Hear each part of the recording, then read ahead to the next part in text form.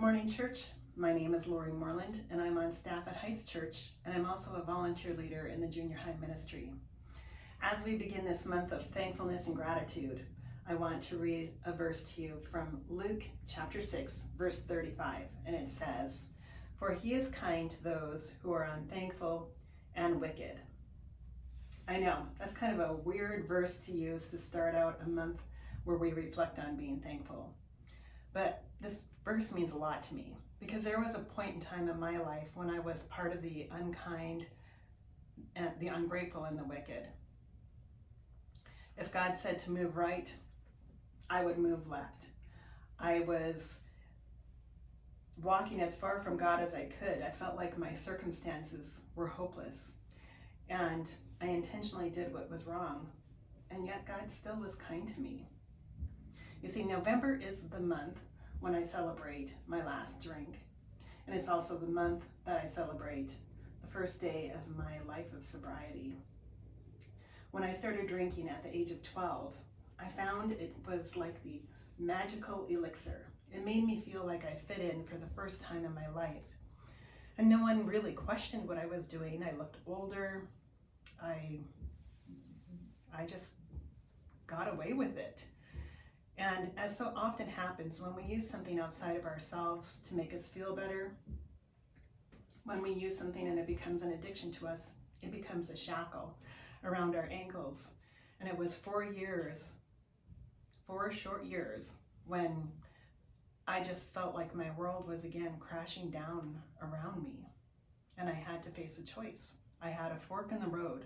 Which way was it going to choose? Was I going to continue doing what I was doing, or was I going to choose a life free of alcohol and drugs? And thank God I chose the path that led me to a life of sobriety.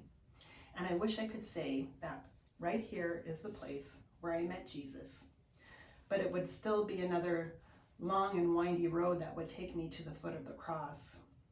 It would be another 6 years when I was early in my marriage, and I had experienced a miscarriage of my first pregnancy, when I again felt completely devastated. Again, I felt like my world was crashing down around me. And in my heart of hearts, I just knew that God was punishing me for everything that I had done wrong. I was sure of it.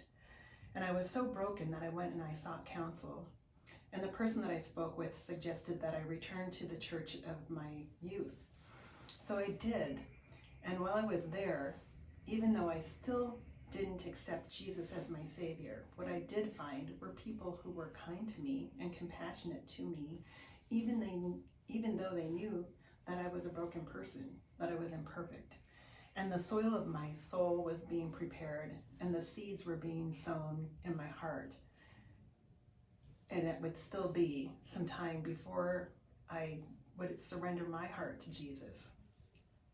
It was after we finally did have a child of our own, and she was a toddler, and we were searching for a place where we could help her to learn about God, that we came to the location that is now the Heights Church. And while we were there, every time I walked into a room and I heard about the love of Jesus, he started to melt away that brokenness that I was feeling. I went from knowing him, and knowing about him, I should say, to really knowing him. Before I knew who God was, I knew all his stories. It's like knowing about somebody that you read about in a magazine or see on TV or watch in sports. You might know about their life and their history and all their statistics. But to really know someone is when they open up the door and invite you into their home, and you start to talk and enjoy each other's company. That's what my relationship was like when I finally opened up my heart to Jesus. I went from knowing who he was and all about him to really knowing him.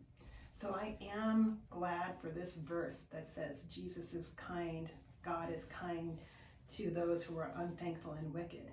Because if he wasn't, he would have seen me so many years ago when I was still just a child and said, what hope is there? Because I didn't see any hope in me. And I'm sure there were other people who would just, have slapped their forehead and said, what are we going to do with her? There is no hope. But God is compassionate, and he's kind to even those that are still broken inside. The full verse reads like this: Love your enemies, do good to them, lend to them without expecting to be repaid. Then your reward from heaven will be very great, and you will truly be acting as children of the Most High, for he is kind to those who are unthankful and wicked. You must be compassionate, just as your Father is compassionate. So as you go out today, I pray that as you observe your world and you encounter people, you remember that God is kind to the unthankful and the wicked. And when you're getting cut off, possibly in traffic, and encountering other people that are not being very nice, that you can have that same kindness inside of your heart.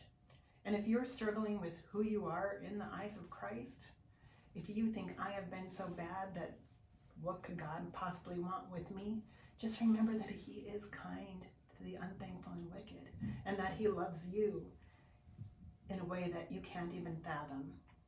I pray that you're blessed today, and we look forward to talking to you again.